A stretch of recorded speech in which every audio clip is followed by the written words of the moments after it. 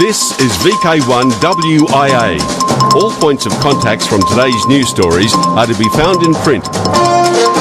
www.wia.org.au. In national news this week, Friday the 14th of August sees students from the Australian Air League in Adelaide talking with the International Space Station.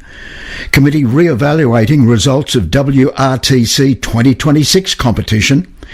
Alan VK4 SN and Trans-Tasman contest results. Joining Alan VK2 COD with Yota News, Ben talks about the Carey State School Radio Club and their ham radio studies for their grade 5 and 6 enrichment class. And Angelo with advice of another upcoming ARIS contact. Now wait, there's much, much more in this edition of News for week commencing Sunday, August 9, 2026, and I'm the editor. I'm Graham, VK4BB. This is the official VK Ham News from the One. VK1WIA. Hi everyone, this is Angelo Giuffre, VK2NWT, with advice of another upcoming ARIS contact. Next Friday, the 14th of August, students from the Australian Air League, Adelaide, South Australia, will talk live with astronaut Jack Hathaway, Kilo Juliet 5, November India Victor, on board the International Space Station. Scheduled contact is for 10:56 hours UTC or 8:56 p.m. Australian Eastern Standard Time. Once again, the ground station for this contact will be Claudio, India Kilo 1 Sierra Lima Delta, located in northern Italy, who will supply the audio for this contact via the ham radio telebridge.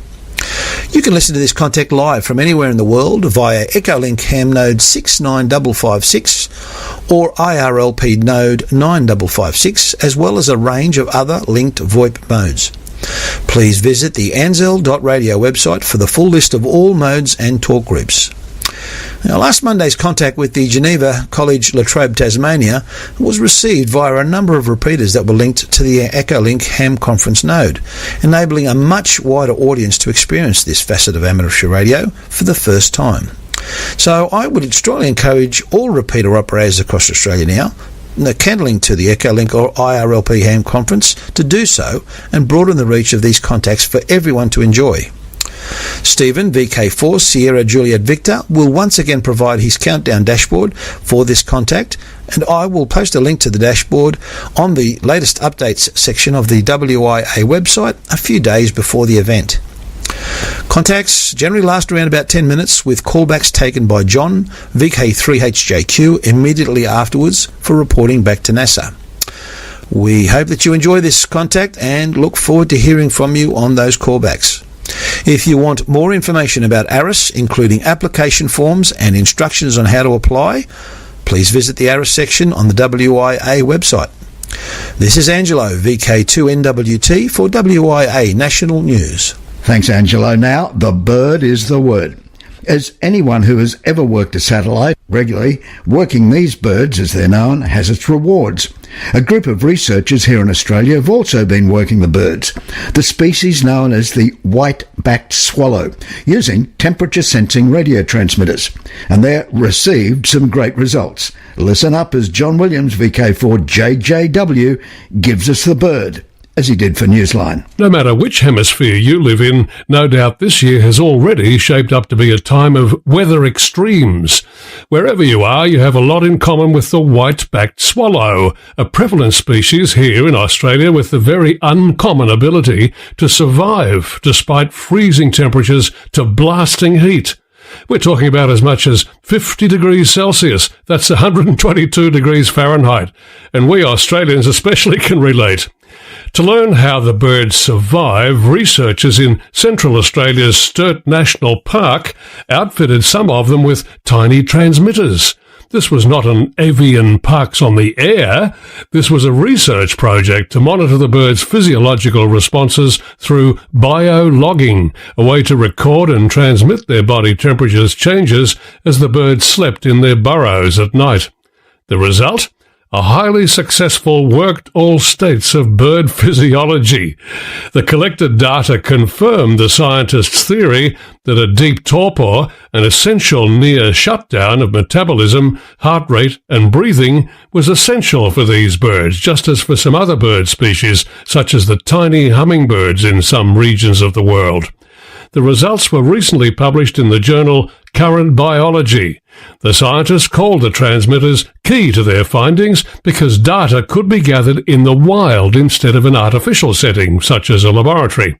Hams, of course, would not be surprised at radio's reliability. After all, the researchers had created a reverse beak network. This is John Williams, VK4JJW. From here, there and everywhere, you've tuned to the Wireless Institute of Australia's National News Service. We are VK1WIA. Now with international news, Jason, VK2LAW. International news is with thanks to Amateur Radio Daily, ARRL, DX World, EHAM, Hackaday, IARU, IRTS, Newsline, NZART, RAC, RadioWorld.com, RSGB. Hello, first up to Kentucky, USA. TV News, Fox 56, have reported how a civil rights lawsuit has been filed alleging retaliation and due process violations against a high school student. According to a complaint in January 2025, federally licensed amateur radios were confiscated by an off-duty sheriff's deputy from a southwestern high school student without a warrant. According to the lawsuit, the student reportedly served as a volunteer firefighter and holds an FCC amateur radio licence. On January 31, 2025, the boy's teacher's aide had asked if walkie-talkies were allowed at school after noticing the antenna coming from his backpack. According to the lawsuit, no policy existed prohibiting walkie-talkies or two-way radios at school. Later that day, his father received a call from the principal claiming that the school had received multiple reports from law enforcement regarding his son's radios. The student was also charged, it's alleged. We're talking about a minor boy. We're talking about a kid who had a hobby in the radio world and was punished for it.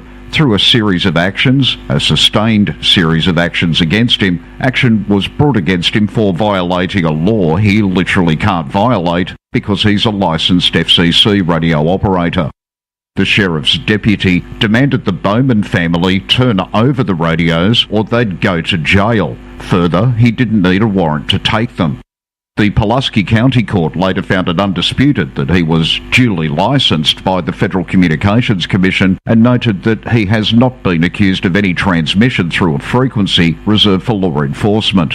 The charges were later dismissed with prejudice, with the boy's family lawyer calling it a victory. Committee re-evaluating results of WRTC 2026 competition. This story takes us to the UK, where the World Radio Sport Team Championship recently concluded. This high-profile amateur radio competition is now taking an unprecedented move. Organisers are calling the final results into question and are re-evaluating competitors' logs. Jeremy Boot, G4NJH from Newsline, has the details.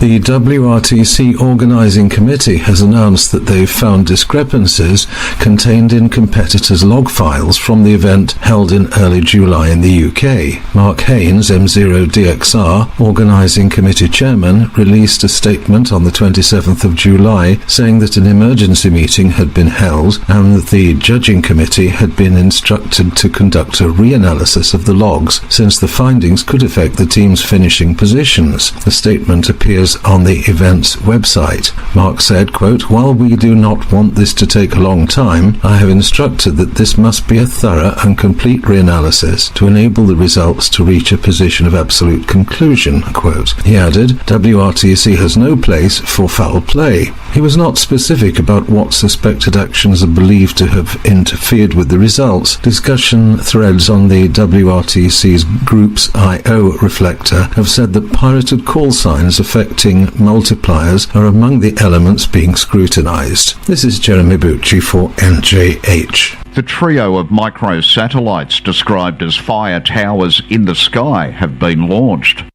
As planned, FireSat 1, 2 and 3 were launched on the 7th of July. The project is supported by the Fire Earth Alliance and its goal is to track various types of wildfires across 5 continents.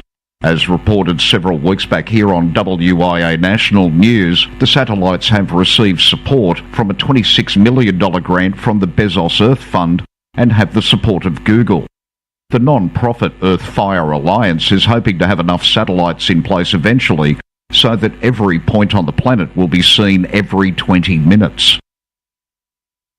To Malaysia, MARTS, the Malaysian Amateur Radio Transmitter Society, represented Malaysia at the 3rd Asia-Pacific Telecommunity APT Conference Preparatory Group for the WRC27 APG 27-3 meeting in Sapporo, Japan.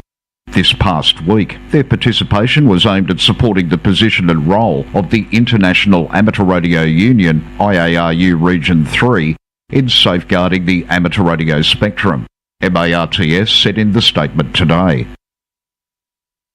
Military jamming eyed as factor in fatal plane crash. Many of us have experienced interference or even jamming, the kind that disrupt a QSO. US military jamming, however, is being studied as the source of the fatal crash of a medical transport plane into a New Mexico mountain. Newsline's Kent Peterson, KC0DGY, has the details. Federal investigators are looking at the role that scheduled GPS interference testing at the White Sands Missile Range in New Mexico may have played into the deadly crash of a light medevac airplane, killing the 2 pilots and 2 nurses on board. The plane was en route to picking up a patient. 5 minutes before its crash into a mountain on May 14th, one of the pilots alerted an air traffic controller that they no longer had GPS signals. According to several media reports, an air traffic controller requested that the military cease its tests of GPS interference and that the military complied. But testing resumed after the controller learned that the pilot was able to complete the flight visually. A report in the IEEE Spectrum said that the preliminary findings do not state whether the air traffic controllers let the pilots know that the jamming had been halted or that it had been started up again. These findings were contained in a preliminary report released in June by the National Transportation Safety Board. Investigators do not expect to reach any final conclusions until next year. The U.S. Army site in New Mexico is known to conduct tests on spoofing and jamming systems, and that the U.S. Federal Aviation Administration confirmed to an IEEE investigative reporter that jamming was also a concern during incidents in 2021 that led to several close calls or aircraft flying off course in the region. This is Kent Peterson, KC0DGY. Thanks, Kent. For WIA National News in Sydney, I'm Jason, VK2LAW. From here, there and everywhere, you've tuned to the Wireless Institute of Australia's National News Service. We are VK1WIA.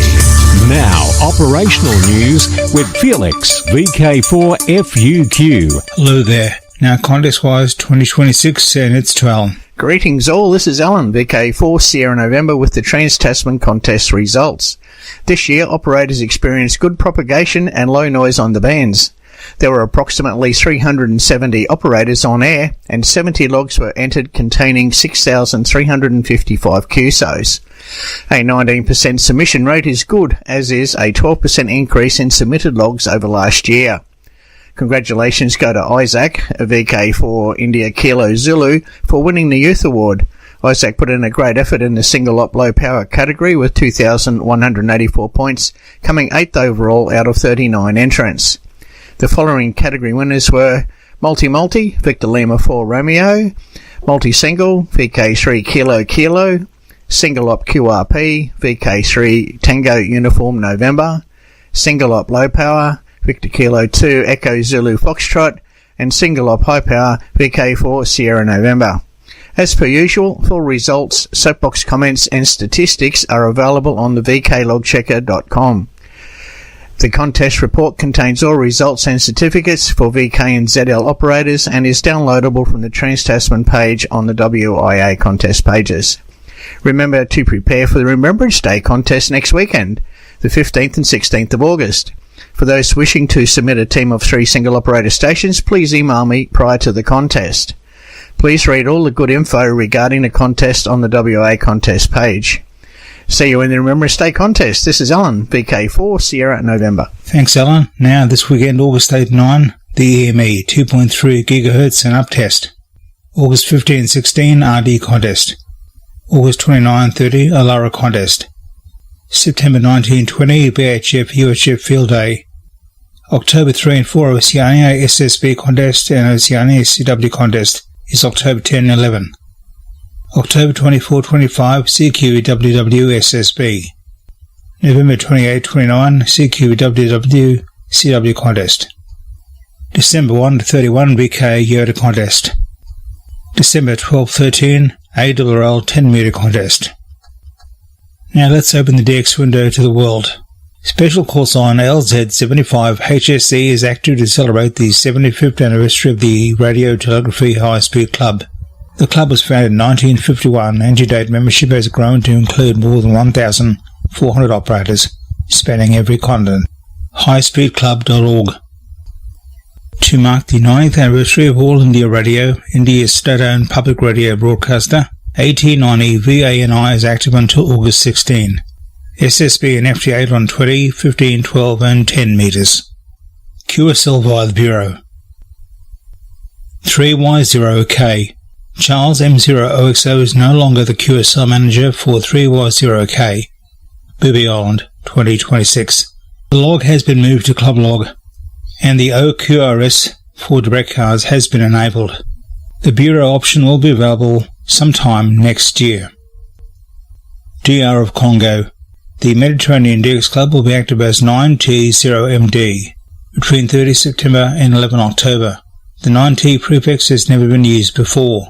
Operation from 160 to 6 metres using CW, SSB and digital, as well as QO100 and EME. SOTA Croatia is marking 10 years. Listen for the special call sign 9A10 SOTA. The call sign is on the air through to the 30th of September. A certificate will be available for contacts made between the 1st of October and the 31st of December this year. QSL by LOTW. For WIA National News, I'm Felix VK4FUQ in Ingham. From here, there and everywhere, you tune to the Wireless Institute of Australia's National News Service.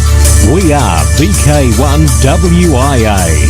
Now, Special Interest Group News with Cole, VK3GTB.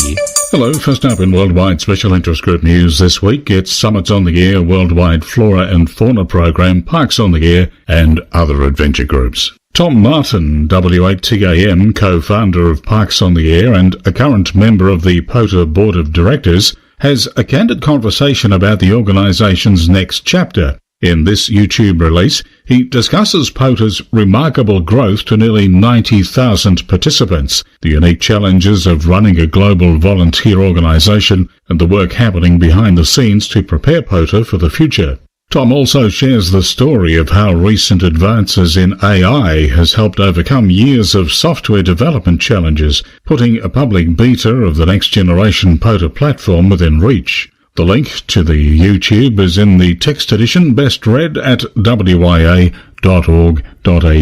and also shown in the video version.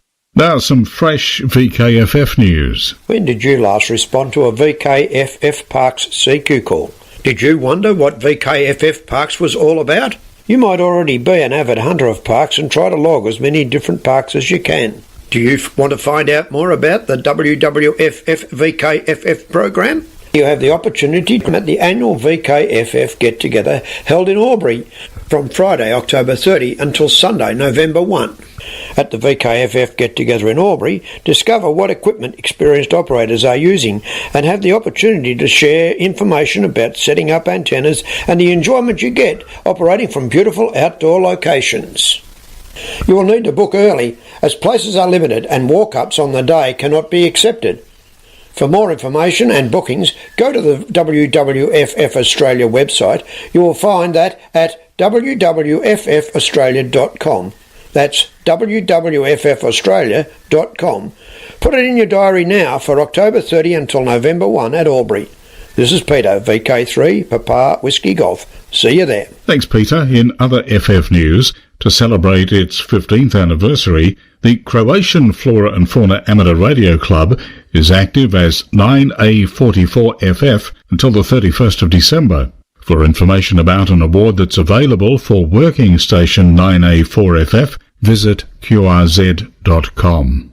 Worldwide Special Interest Group's Final Frontier. IARU Region 1 conference papers address satellite spectrum issues. Papers for the IARU Region 1 General Conference being held in Vienna, Austria, September 19 to 23 this year, are now available online, and several are of direct interest to the amateur satellite community. Among the papers in the VHF Plus C5 section is VI26C511 UHF Spectrum Situation, submitted by the Radio Society of Great Britain, RSGB, which addresses AST Space Mobile's use of amateur spectrum. In April, the FCC announced that AST Space Mobile, AST and Science LLC, will be using the amateur 430 MHz band for the 248 satellites in its planned low Earth orbit constellation, which aims to provide global cellular broadband communications. Centre frequencies are 430.5 MHz, 432.3 MHz, 434.1 MHz, 435.9 MHz, and 439.5 MHz, each with 50 kHz bandwidth. Another satellite-related paper is VI26C345, the report of the ARSPEX Working Group, the specialised body of IARU Region 1 for amateur radio space exploration.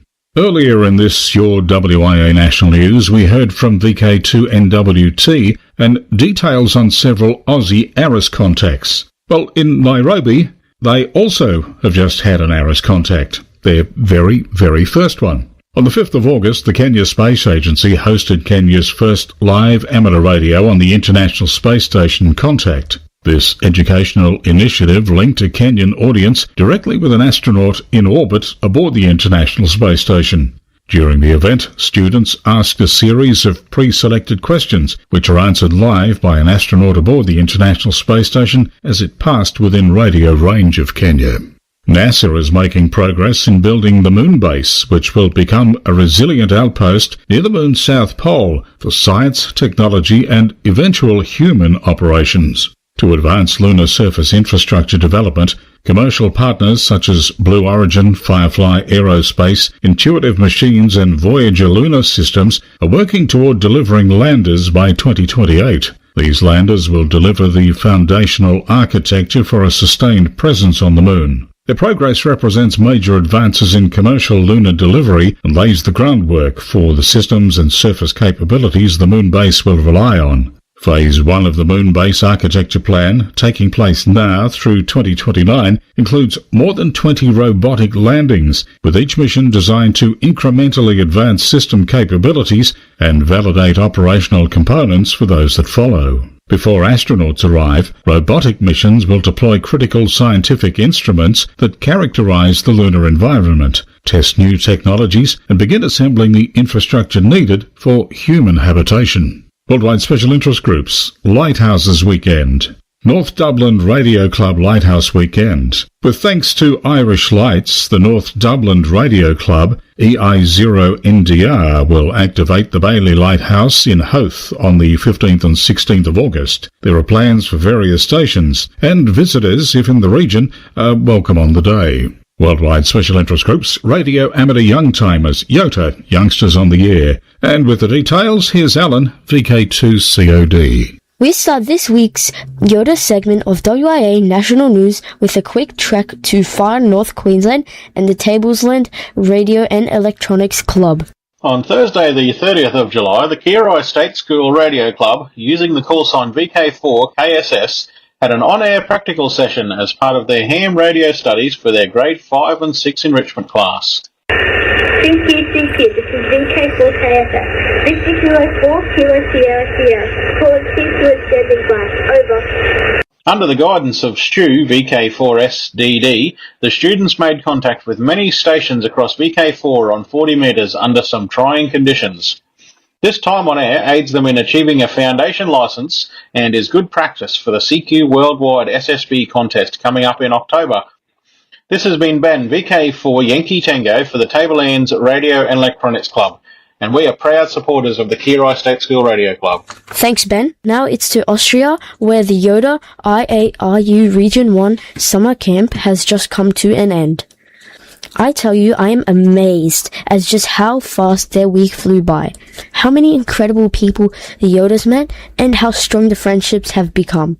The final day kicked off in the morning with an exciting 80-meter amateur radio direction finding fox hunt organized by the Austrian ARDF team.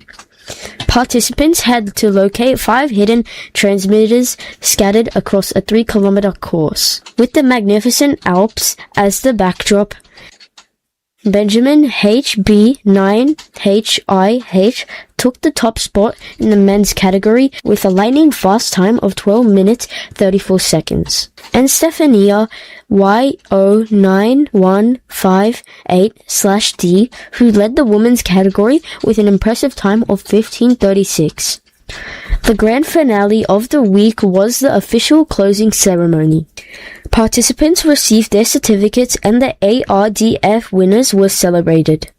Everyone took more than just a moment to express deepest gratitude to all the incredible participants, hard-working organizers, and the generous sponsors who made that unforgettable week possible. Before I sign off today, I share a reminder with you that next week is the Remembrance Day contest on 15 August.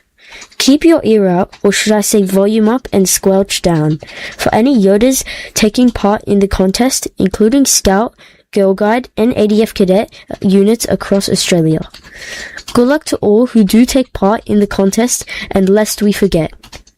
For WIA National News, I'm Alan, VK2COD in Sydney. Thanks very much, Alan. Next up, it's Worldwide Special Interest Group's Medical. The standard computer mouse is a perfectly useful peripheral if your hands work. If you have some trouble in that area, you might appreciate an alternative input solution. To that end, Varun Adinath Patil created a neat hands-free solution for moving a cursor around the screen. The build is based on the Neuro Playground Lite, a board built for physiological signal acquisition in the feather form factor. It's hooked up to an IMU sensor, both at MPU 6050 or BMI 270 work, which tracks head movements to allow the cursor to be panned around the screen. Other biological signals are then used to activate other standard mouse functions. Clenching the jaw fires off the left click, while a triple blink fires a right click. Clicking and dragging is achieved by a double blink. The jaw muscles are sensed via EMG signals picked up with gel electrodes on the skin, while the blinks are detected via EOG signals via the same contact points. Commercial solutions in this realm exist, but it's great to see how such a device can be built from the ground up. And on that positive note, I'll leave you with the segment for this week. Until next time, I'm Cole, VK3GTV. Who listens to radio? This is Ron, VK3AFW. This is Graham, VK4CEG, from the Brisbane Amateur Radio Club. This is Nathan, VK5DAD. Hi all. Hello everyone, this is Maria, VK5MAZ.